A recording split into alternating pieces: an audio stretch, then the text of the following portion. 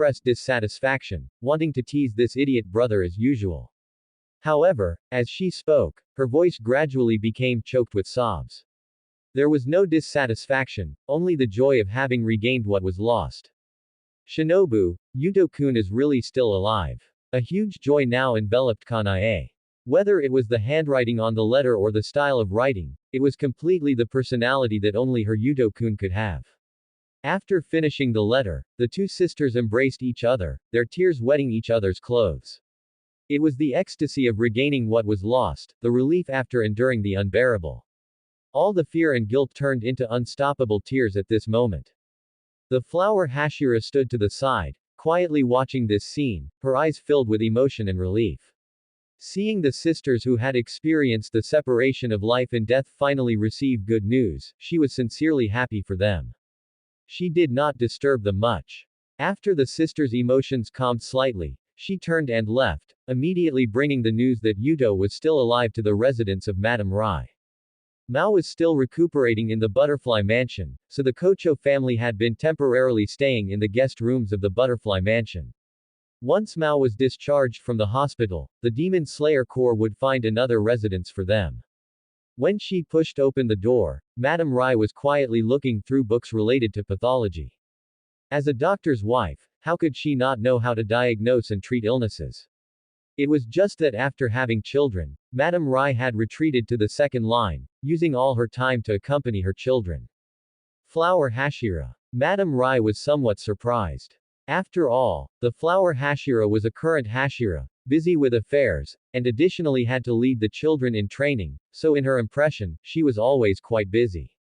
Flower Hashira has come. Mao leaned on the bed. He had only just woken up not long ago. Upon learning that his son Yuto had died together with the demon to protect them, he had become very decadent. His voice was hoarse, which showed that even after waking up, his condition was still not very good. The flower Hashira looked at the two, paused, and said seriously, Madame Rai, Mr. Mao, regarding the matter I am about to speak of, please do not get too excited. Hearing this, the couple became somewhat nervous. Looking at the serious expression opposite them, they unanimously believed that something had gone wrong with their daughter's training, forcing their master, the flower Hashira, to visit in person. Mao and Rai held their breath, waiting for what followed. Akasugai Crow just brought news that your son, the boy named Kamiya Yuto, is safe and sound and is currently training at Mt. Sagiri with the former water Hashira. The flower Hashira's words were very light, but to the couple, it was like a thunderclap. Madame Rai covered her mouth in disbelief, her eye sockets instantly turning red, and tears fell in streams. What had she heard? Yuto was still alive, her son was still alive and hadn't died, and she could see him again. Huge joy struck her, and she could no longer suppress her feelings, sobbing uncontrollably. Yuto is still alive. Mao no longer knew how to describe his current emotions. He only felt that all the gloom in his heart had been swept away. His image of being decadent for several days was now tearful. The fact that his son was okay was clearly imprinted in his mind. The flower Hashira quietly watched the couple crying together and was also sincerely happy for them. She did not stay, quietly leaving the room, leaving the couple who were crying with joy to slowly digest this exciting news. Without delay, she immediately turned to the master's residence, and at the same time, passed these circumstances to the stone Hashira, Yume, through a Kasugai crow. Not long after, the flower Hashira appeared at the master's residence and reported the matter to the master, Kagaya Ubuyashiki, one by one. Kagaya listened quietly, a trace of warm smile rising on his delicate and gentle face. That appearance was like a spring breeze blowing, making people feel refreshed and happy. Thank you for your hard work. But this child named Yuto is truly lucky. To be able to bravely fight against the demon to protect his family, this kind of character is rare. His eyes shone with light, and he developed a great interest in this brave and fearless boy. But thinking that the other party was concentrating on training at Mt. Sagiri, preparing for the final selection, he nodded slightly, suppressing the thought of summoning him immediately. Since he is in a critical training period, let's wait until he passes the final selection before summoning him. Don't affect his training. After receiving the order, the flower Hashira returned to the training ground again. Looking at the butterfly sisters who were still calming their emotions and whose eyes were still red, she slowly conveyed the master's intention. Kagaya indicated, if the butterfly sisters wanted to go to Mt. Sagiri to find their brother, the flower Hashira could take them there herself. This sentence made Kanae and Shinobu freeze at the same time. How could they not want to go? They wished they could set off immediately, see with their own eyes whether Yuto was safe, touch him to see if he was injured, and tell him all about their longing during these days. But another voice in the bottom of their hearts was desperately pulling them, they were still not strong enough now. If they rushed over at this moment, they would still be the weak, unbearable younger sisters hiding behind Yuto and needing his protection. It used to be Yuto who tried his best to protect them, but now they also wanted to stand firm on their own strength, wanting to become people who could stand side by side with Yuto, or even protect him in turn, instead of always being the younger sisters sheltered by him. After an intense internal struggle, the hesitation in the sisters' eyes gradually dissipated, replaced by unprecedented firmness. Thank you, Master, but we won't go this time. Kanae shook her head gently, her voice gentle yet incomparably firm. Shinobu gripped the wooden sword in her hand unwillingly. She steadied herself, her eyes determined. My sister and I have the same idea. Knowing that Baka Oni-chan is safe is enough. I want to become stronger. I don't want to see Oni-chan desperately blocking in front of us again. We will become stronger, and then we will go to see him. The two sisters spoke in unison, carrying unquestionable determination. Hearing this, the flower Hashira's mouth curled up unconsciously, and a flash of approval crossed her eyes. Since you have made up your minds, then stay here and practice well. It won't be long before your brother comes here. After speaking, the flower Hashira turned and left, leaving the butterfly sisters to completely settle their hearts and devote themselves to more arduous training. And at this moment on Mt. Sagiri, after Yuto sent the letter, the heart that had been hanging for a long time finally settled completely. These days, what he feared most was that Kocho Shinobu would repeat the mistakes of the original work, sacrificing her life to kill demons by injecting wisteria poison into her own body. The mere thought of that scene made his heart ache until he couldn't breathe. Now, with this letter, they had hope, a reason to keep living, and they would certainly not walk down that path of destruction again. With his mind at ease, Yuto's determination to grow stronger grew even more intense. He wanted to master his training as soon as possible and return to their side, to protect them personally and guide them, ensuring no tragedies would occur. A new round of rigorous training began. During the day, He trained in the mountains with Sabito, Giyu, and Makomo, sparring with each other and repeatedly honing every form of water breathing. Sakanji Urokodaki stood by, guiding them wholeheartedly and correcting every flaw in their forms. The training never slackened for a moment. The only difference was Yuto's nighttime activities. That night, Yuto opened his eyes instantly. After observing that Giyu and Sabito were fast asleep, he quietly got up. He pulled an object wrapped in thick cloth from under the bed and slowly opened it. A primitive-looking Nichiren sword was revealed. He had secretly taken it from his master Sakanji Urokodaki's room while he was away from Mt. Sagiri. This secret was unknown even to Sabito and Giyu, whom he spent every day with. Putting on his night clothes and covering his face, Yuto gripped his Nichiren sword and sprinted down the mountain with agile movements. His goal was singular: to eradicate all evil.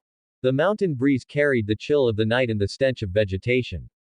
Intertwined branches shredded the moonlight, casting it onto the carpet of rotting leaves with a cold, white glow.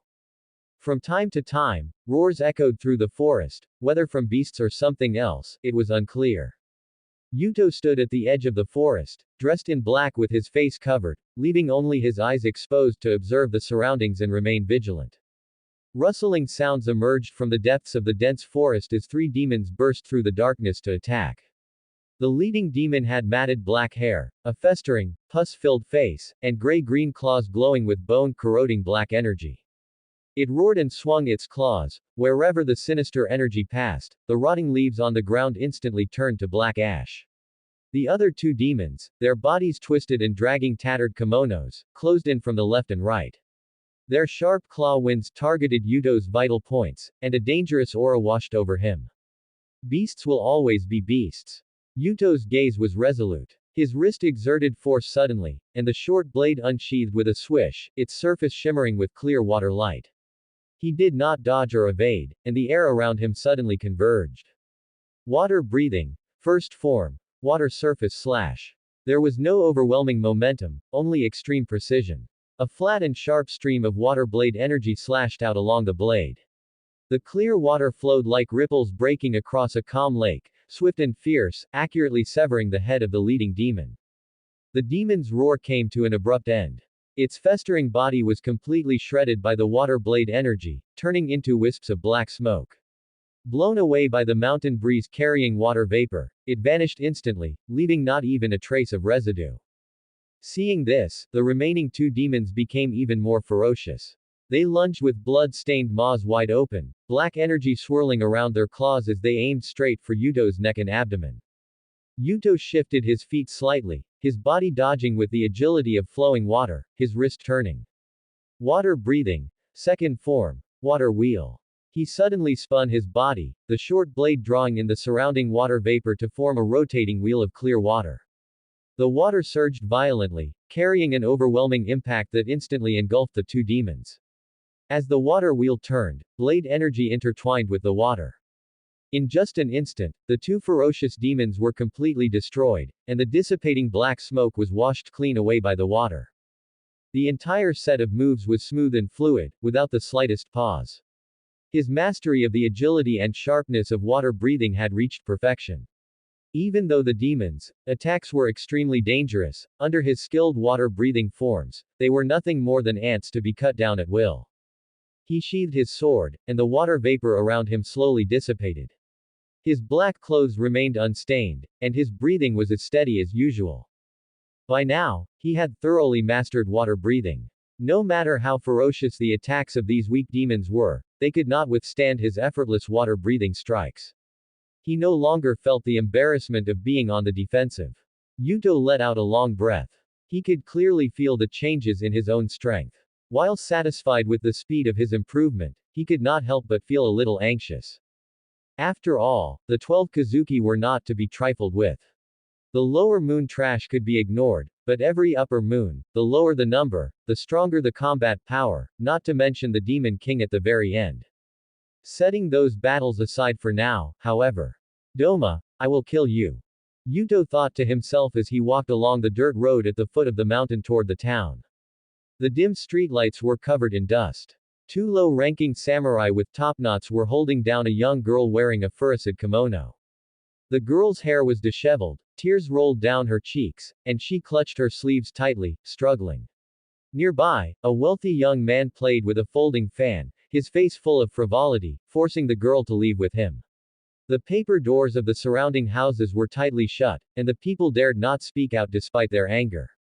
Seeing that the girl would not comply, the samurai raised his hand to slap her, his malice fully displayed. You ungrateful wretch, it is your good fortune that my young master has taken a liking to you. Let her go. A cold, clear voice cut through the noise of the alley. Yuto walked forward slowly, a faint killing intent rising around him again, his eyes cold and sharp. The samurai turned his head and, seeing that he was alone, immediately drew his katana and shouted sternly, "A brat of a commoner dares to meddle in our business. You're courting death." Before he finished speaking, the samurai swung his sword directly at Yuto's head, the blade striking with a gust of wind. Yuto's eyes did not waver, and his Nichiren sword unsheathed. His body moved with the lightness of flowing water. While dodging the blade, the short sword carried a fine stream of water, sliding smoothly up the samurai's blade. His movements were relaxed and fluid, like winding water, and the tip of his blade accurately struck the sword guard. A soft yet violent force of water erupted. The samurai felt a sharp pain in the web of his hand, and his great sword instantly flew out of his grasp, embedding itself into the dirt wall. Seeing this, the other samurai swung his sword to attack from the side, but Yuto flicked his wrist. Water breathing. Fourth form. Striking tide. A rushing stream of water surged out along the short blade like a crashing wave. The blade energy, accompanied by the water, struck the samurai's elbow heavily. The samurai screamed, his arm instantly went limp and hung down, unable to hold his sword anymore, and he collapsed to the ground. Spare us. Yuto ignored him, raised his Nichiren sword, which shimmered with cold moonlight, and slashed down accurately and swiftly. Puchi. Those two samurai with topknots were thus separated head from body. The wealthy young man nearby had already wet himself in fear and was kowtowing repeatedly, begging for mercy. My lord, please spare my pathetic life. As for this woman, my lord, feel free to take her. I only ask that my lord can. Before he could finish, another cold gleam flashed. The wealthy young man's eyes widened in terror, dying with his eyes still open. Thank you, my lord, thank you, my lord. The girl thanked him repeatedly. Yuto shook his head, sheathed his sword, turned around, and headed back toward Mt. Sagiri. After burying his clothes and putting the Nichiren sword back into his pack, Yuto lay back on his bed. The killing intent lingering around him gradually dissipated and soon vanished completely. He knew very well that what happened tonight was strictly forbidden by the Demon Slayer Corps. Killing civilians was absolutely not tolerated, even if the other party was guilty of heinous crimes. But to him, the other party was a bad person who oppressed the common people. Moreover, since they were trash, he didn't even blink when killing them. His gentleness was only for his sister, family, friends, and those who were kind. As for the rest, Yuto didn't care. Since they were trash, they deserved to be killed. As for worrying about being discovered as the culprit, Yuto smiled, that was even more of a fantasy. In this era, samurai and ronin ran rampant. Every day, there were unknown people sleeping on the streets, and it was impossible to investigate. This was the reliance Yuto had for killing people, with peace of mind. Spring passed and autumn came. In the blink of an eye, half a year had gone by. During this half year, Yuto did not slack off in the slightest. He trained hard during the day and killed demons at night, his strength improving rapidly. He had long since fully mastered all 10 forms of water breathing, and his swordsmanship had become increasingly steady and sharp. He had even successfully comprehended total concentration breathing, constant. His aura was restrained but hid a sharp edge, and his strength had already reached the strongest level among his fellow disciples. The lack of practical combat experience against demons had long been made up for by his day-to-day trips down the mountain to kill demons. In short, he was terrifyingly strong now. Finally, Tsukanji Yurokotake looked at the 4 tall and straight youths before him and announced in a deep voice, 3 days from now, go to Mt. Fujikasane to participate in the final selection. Sabito, Giyu, and Makomo's eyes widened, and Yuto also clenched his palms, understanding in his heart, the final test that belonged to them had arrived. However, what was completely different from the original work was that the original team of 3 Urokodaki disciples had become unpredictable due to Yuto's addition. Yuto would not let them die at the hands of the hand demon, both out of the bonds of being fellow disciples and his own selfish motives. He hoped to have more high-end combat power by the time of the final battle in the Infinity Castle, to change the ending where the Hashira were wiped out. Kanae, don't go to this final selection exam. At the Butterfly Mansion, Kanae Kocho was packing her bags, preparing to rush to Mt. Fujikasane, when the flower Hashira appeared in her room and stopped her. Master, can you tell me the reason? Hearing this, Kanae's expression was inevitably dejected, and her hands, which were packing luggage, could not help but stop. She knew clearly that her master could see that her purpose for wanting to go to Mt. Fujikasane to participate in the selection was to find Yuto-kun. Heaven knows how long she had been preparing for this.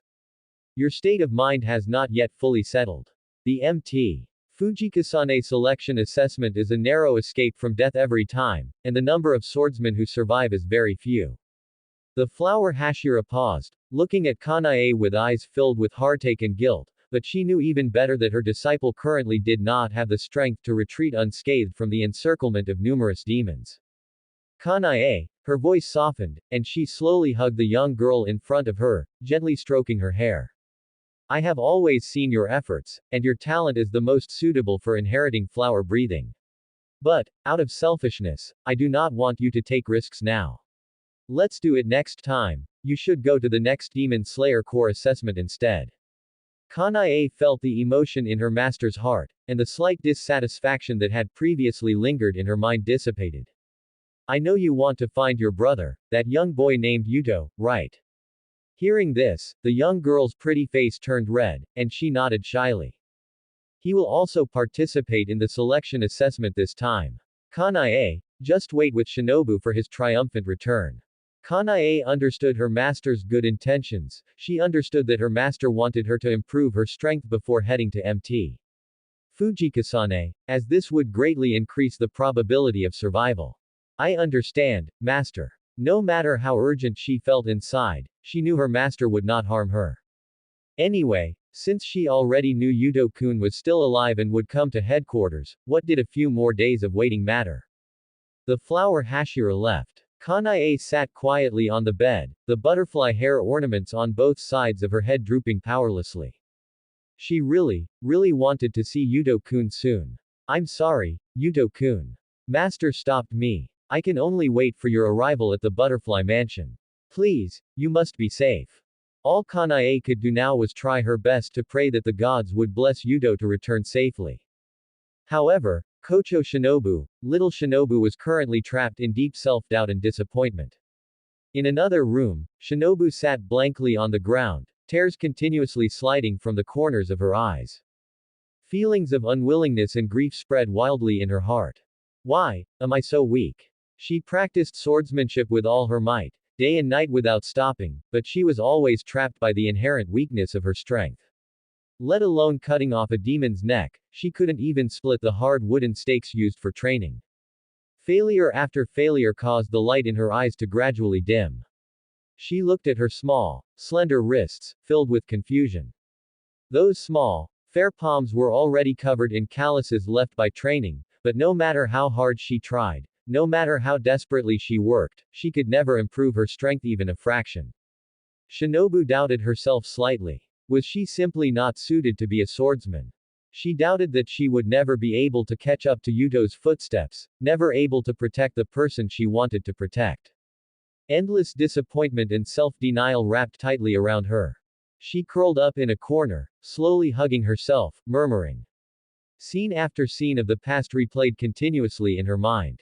She clearly remembered that every time she encountered a difficulty, that foolish older brother of hers would be standing behind her, holding her firmly in his arms, accompanying her to solve all problems together. Oni-chan, what should little Shinobu do? Tears continued to flow. Yuto, bring it on. I want to let you know who the real senior is. Sabito made a bold declaration, slowly drawing the wooden sword from his waist. His flesh-colored long hair fluttered, and invisible ripples spread out in the surroundings. Yuto wore a look of seeing an idiot, his tone full of disdain. Go away, Sabito, stop spouting nonsense. He saw the opponent lower his center of gravity, and a faint white stream of air could be seen being inhaled from his nostrils into Sabito's abdomen. Water breathing, sixth form. Whirlpool. Sabito took a sudden step forward with his sword raised, his figure suddenly soaring, constantly rotating and shifting in the air, forming an extremely powerful whirlpool of water heading straight for Yuto's face. You, Sabito, starting off by using a big move on your junior, huh? Although he said that, Yuto did not show the slightest nervousness on his face. He seemingly carelessly drew his sword and drew a perfect arc in the air. Water breathing, first form. Water surface slash. The two wooden swords collided, and the water currents they carried exploded in the air, steaming up a large amount of mist, causing them to lose sight of their target for an instant. Sabito's fighting spirit soared in his eyes. Instead of retreating, he advanced, and the aura around his body suddenly surged. He considered himself a genius. Even though he knew Yuto's strength was stronger than his, the competitive spirit of a young boy deep in his bones was completely ignited. His wrists turned, he activated water breathing again, his footsteps were agile, and his figure suddenly shifted to the side. While avoiding the slash, he countered with another strike. Second form. Water wheel. His figure drew a smooth arc in the air, and the Nichiren sword, carrying the rotating water phantom, transformed into a sharp water wheel, sweeping horizontally toward Yuto. The force was fierce, the move was fluid, and every movement was extremely precise, fully displaying the explosive power and adaptability of his talent. Yuto took a light step, his figure gracefully shifting in the water mist. Without haste, water breathing, third form, flowing dance was already executed. His figure was like a fish in water, incomparably agile. The blade path wound and twisted, and while avoiding Sabito's attack, the blade body, wrapped in fine water currents, instantly got close to Sabito's side. The slash came silently, but it hit extremely strong control. Clang! The crisp sound of the wooden swords colliding resounded all around. Sabito only felt a soft but irresistible force coming from his wrist, and his body couldn't help but retreat several steps, leaving shallow marks on the ground, his aura slightly chaotic. That's enough. Yuto wins. Sakanji Urokotaki's voice resounded, declaring the end of this bout. Oh my, Yuto, you really don't show any mercy. You use such heavy hands on your senior. Sabito hooked his arm around Yuto's neck as if nothing had happened, smiling. You can't say it like that, Sabito. I still held back. Otherwise, I would have had to let Makomo take care of you for a month, and you would have to wait until next time to go to the selection. Giyu, who was on the side, remained silent, simply nodding to acknowledge Yuto's words. Stupid Sabito, telling you to be so arrogant before. Now that you have Yuto, you know there is always someone better, right? Makomo walked up and tapped Sabito's forehead not too lightly or too heavily, but the person was acting like a drama queen, starting to lie on the ground and throw a tantrum. It's unreasonable, it's unreasonable. Master, you old man, aren't you going to do something? It's simply going against the natural order. How can a junior treat me like this, being beaten like a dog? Sakanji Urokotaki couldn't help but support his forehead. He felt a bit suspicious about what he was thinking when he accepted this monster, he was just too noisy.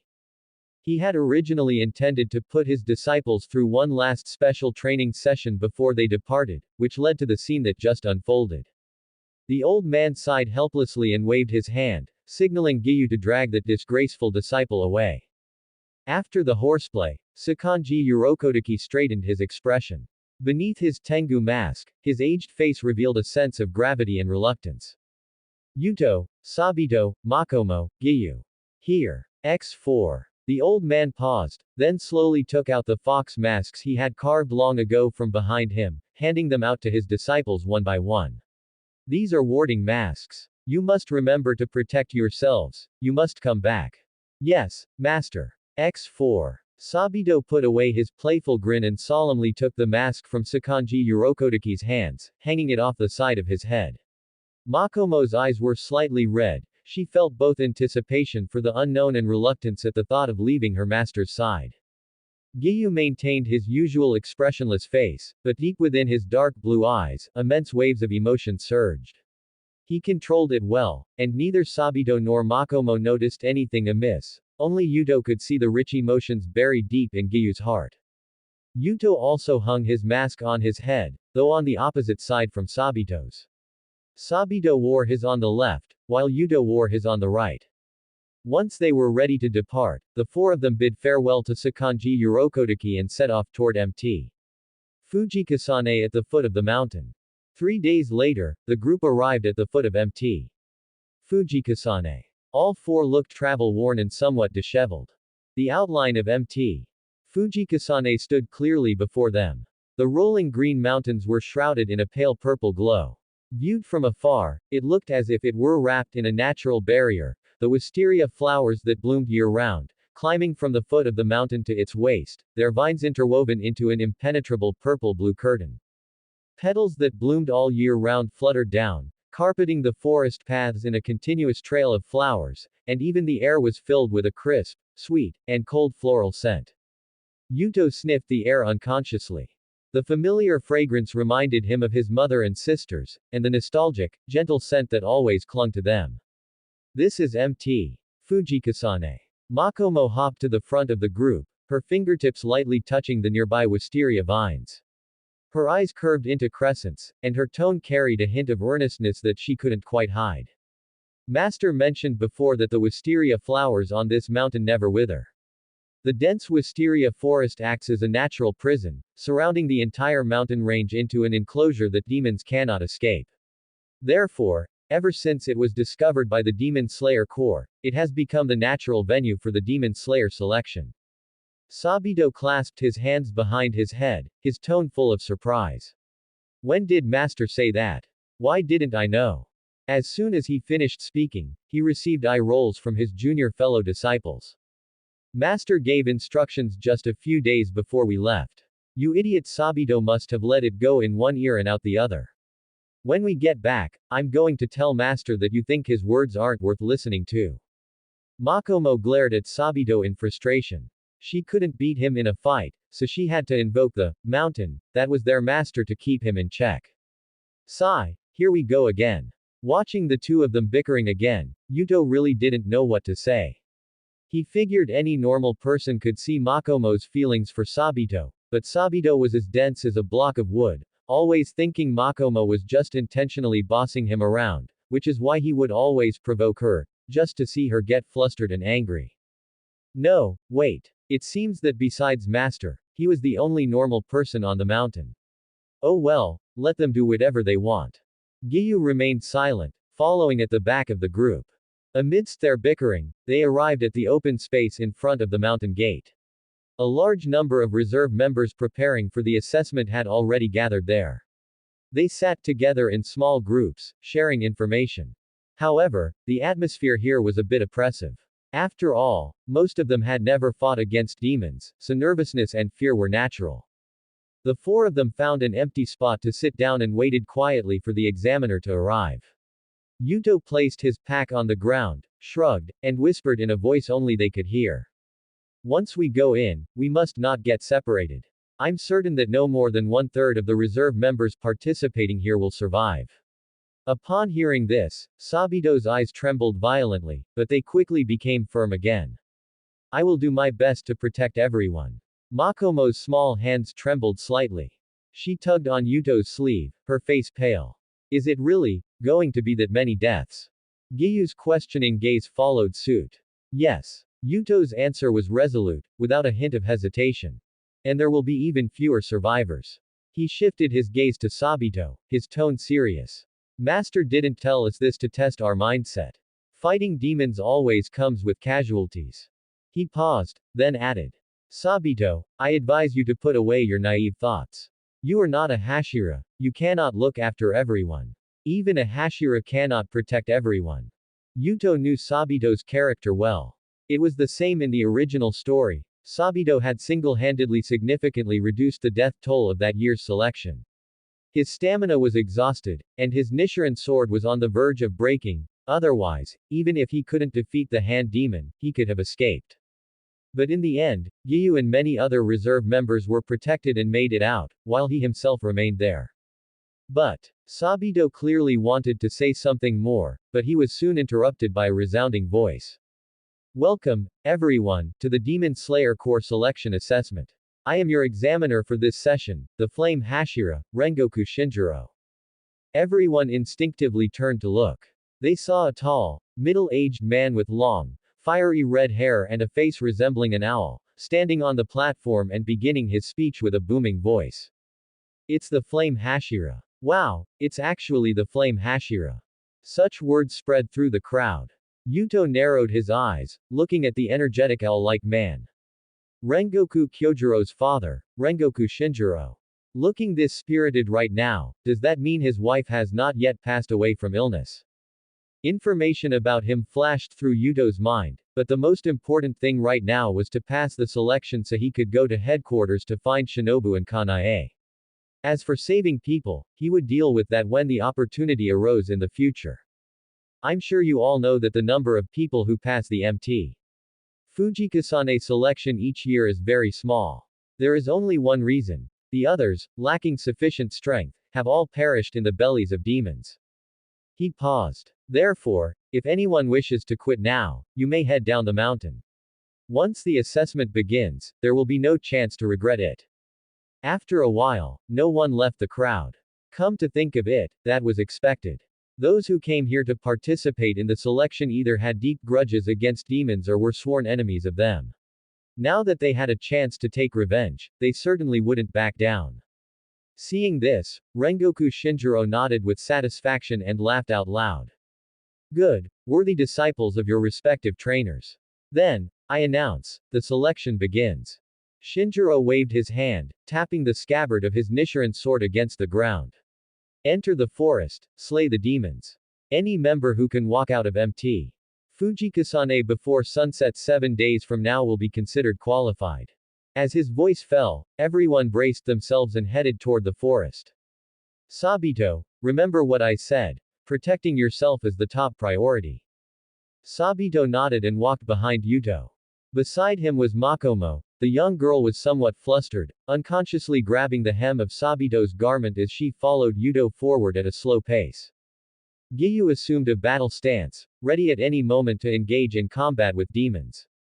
Deep within the darkest cave in the forest, a tall, shadowy figure slowly sat up. Large, thick fingers gently caressed a cheek that was completely disproportionate to the rest of the body, and the corners of its mouth curled into a twisted, cruel smile. Its nose twitched slightly, keenly catching a faint scent of a mask in the air, the unique craftsmanship of Sakanji Urokotaki, mixed into the smell of the wisteria flowers, distinct and clear.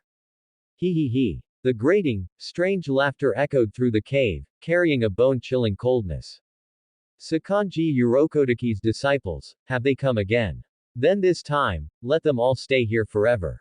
The scent of wisteria flowers filled the mountains and plains, yet it could not mask the faint stench drifting from deep within the forest. Stepping into the heart of the forest, the four of them immediately and tacitly formed a formation. Yuto held the center to provide support, Sabito led the way, while Makomo and Giyu flanked the left and right wings. Their footsteps were as light and quiet as a cat's, their breathing kept extremely low, and every muscle was tensed, ready for battle at any moment. The moon was bright and the stars were sparse.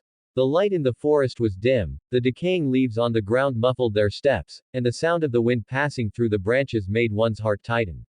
In the dense bushes, dozens of pairs of pupils were spying on them, and the heavy breathing already indicated that this pack of man-eating demons was long past impatient.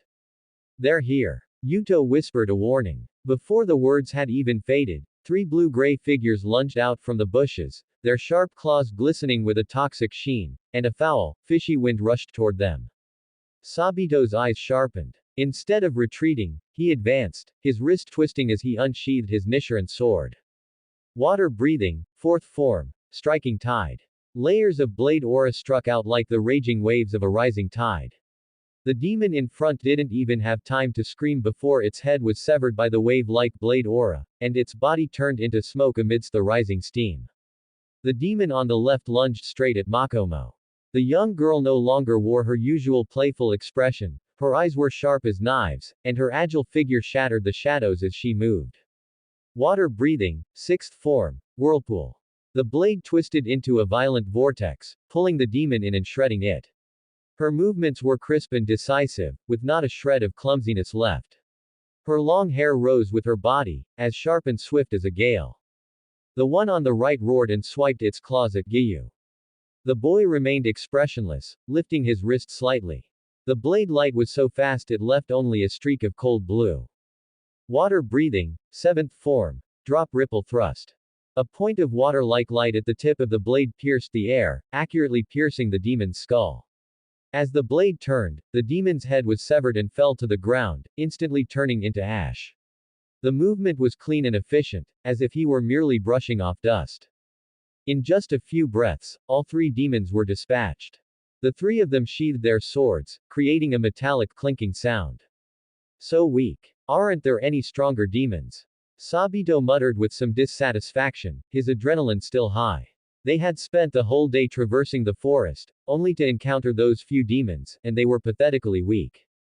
Thud. Ow. White steam rose from Sabito's head as he crouched down, clutching the large bump forming on his scalp.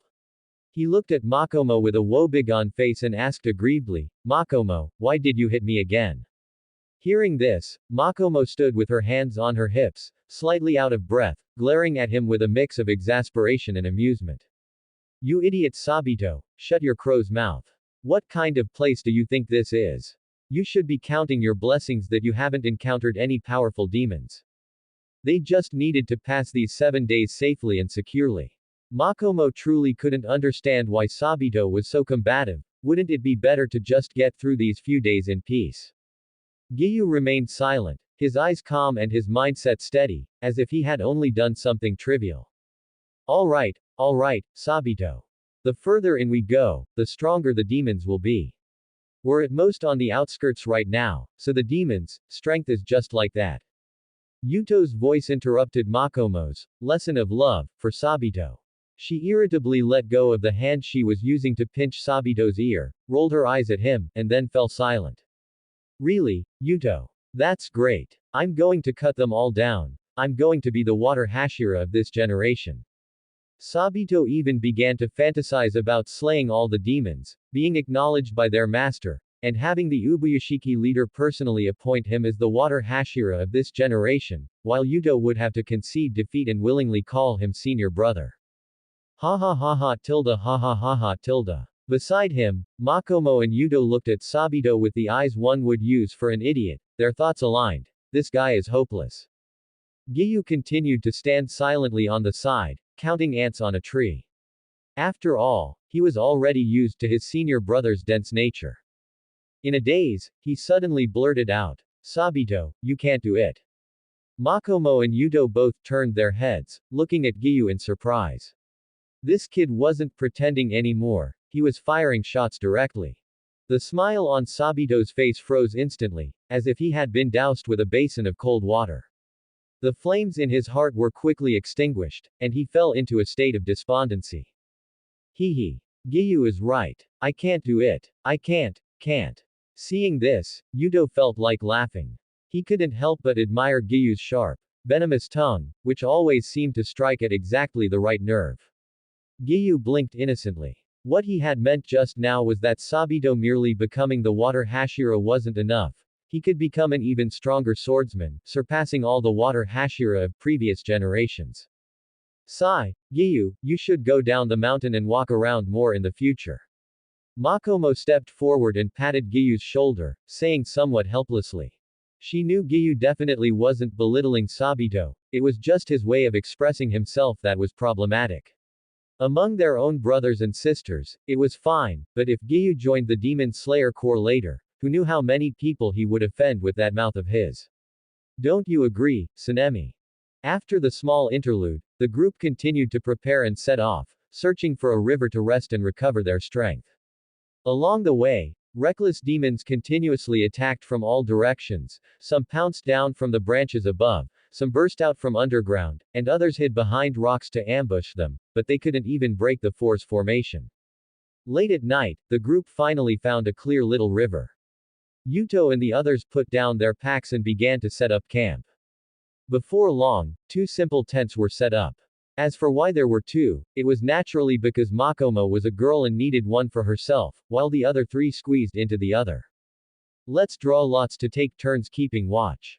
Sabito pulled 4 short strings from his pocket as if performing a magic trick, 2 of which had their ends dyed red, and proposed. I have no objections. Yuto spoke up, agreeing to the proposal. Makomo also indicated it was no problem, and she even seemed a bit excited. Giyu nodded faintly, clearly indicating no problem as well. A few minutes later, Yuto looked at the red-tipped string in his hand and the one in Makomo's hand, his voice flat. Makomo and I will keep watch for the first half of the night, and Sabito and Giyu will take the second half. Makomo nodded, having no objections. Anyway, she wasn't sleepy right now, and maybe she would fall asleep faster if she slept later. Then I'll leave it to you two. I'm really too sleepy to handle it, so I'm going to sleep first. After saying that, Sabito stretched and yawned, rubbed his eyes, and walked into the tent. Giyu followed him inside. Yuto and Makomo sat in front of the campfire, surrounded by a circle of wisteria petals that Yuto had picked earlier. Although it wasn't very useful, it was better to avoid what they could. The firelight lingered between the two, dispelling the night's chill and reflecting on their faces. Makomo was the first to break the silence. She couldn't hold it in anymore. After all, quietness wasn't in her nature, so she looked for a topic to chat with Yuto. Hey, Yuto tilde. Her tone was soft and sweet, carrying a hint of coquettishness. Yuto looked up, detecting a hint of flattery in her words. Why was it like this? It was just a chat, right? Big sister, why is your voice getting all high-pitched and cutesy? He only felt goosebumps rising all over his body, feeling very uncomfortable. Although you're very cute, Makomo, I'm sorry, but my heart only has Shinobu and Kanae, so no way. Makomo, just tell me what you need to say. You don't have to act like this, it's really uncomfortable. Yuto's implication was that he only considered her a senior fellow apprentice and a good friend. If she had any other thoughts, then sorry in advance. Perhaps sensing the slight disdain in Yuto's words, Makomo's little face immediately puffed up, looking rather cute. Geez, I'm your senior sister, after all. Do you have to be so dismissive? Ahem, no, of course I'm not dismissive of you, Makomo. It's just that I'm more used to how you usually are. That's the end of part 2. Part 3 is coming soon. Thanks for watching. Please subscribe and support our channel for more stories.